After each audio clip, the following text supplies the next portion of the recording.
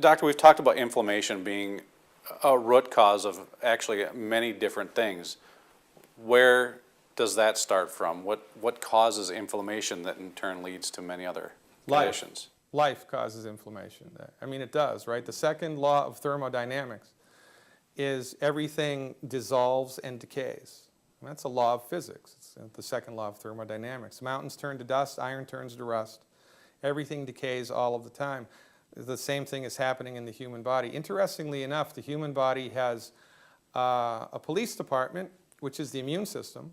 It also has a fire department, which nobody talks about, which is the body's ability to put out the fires of inflammation, which are a normal part of life. So for instance, you walk down the street and you breathe in carbon monoxide from an automobile exhaust. Carbon monoxide goes into the body and creates the formation of something in the body called a free radical. A free radical is an oxygen atom that's lost an electron. And an oxygen atom that's lost an electron will stick to anything. It's like metabolic Velcro. Now, when enough oxygen atoms stick to something, whatever it got stuck to becomes oxidized. And when something becomes oxidized, it ultimately becomes destroyed, right? That's why iron turns to rust. So oxidative damage inside the body is the main causative factor of inflammation. Now, if the body is properly nutrified, it can handle normal oxidative stress that's present just from walking down the street. But if the body is not nutrified, you know, it's like the hook and ladder truck showing up at the house that's on fire, and it hooks the hose up to the hydrant, but there's no water in the hydrant. Well, if there's no water, you can't put the fire out. If the body is out of essential nutrients, the fire department can't work. So the normal inflammation that's just a part of day-to-day life gets the upper hand. So there's two things that are necessary in this domain, in this regard, right? We have to support the fire department of the body. And we do that with 90 essential nutrients, especially selenium. Selenium is extremely important. And the whole concept of nutritive antioxidants, right? This is the domain of antioxidants. Antioxidants are like the water that the fire department uses. This is why consuming food and beverages or nutritional supplements that are high in antioxidants is extremely important for, you know, health of the human body.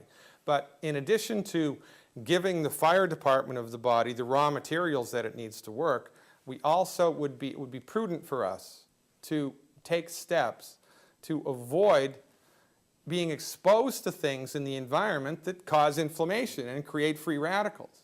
You know what the biggest cause of free radicals from our point of view is? Fried food and oil in a bottle. What's that? That's right, everybody's favorite, olive oil. Oil in a bottle, salad dressing, eventually will oxidize. And when you consume anything that's become oxidized, you have free radicals in your body. So eating salad is like loading up on free radicals. And if you fry a food, forget it. And it's interesting. If you look at a map of life expectancy in the United States, right? Life expectancy, county by county in the entire United States, the part of the country that has the lowest life expectancy, and it's dramatically so, is the Old South, the old Confederate South. Why is that? They've got the same education, they've got the same water, they've got the same sewer, they've got the same drugs, they've got the same insurance, they've got the same hospitals. Everything is the same except one thing.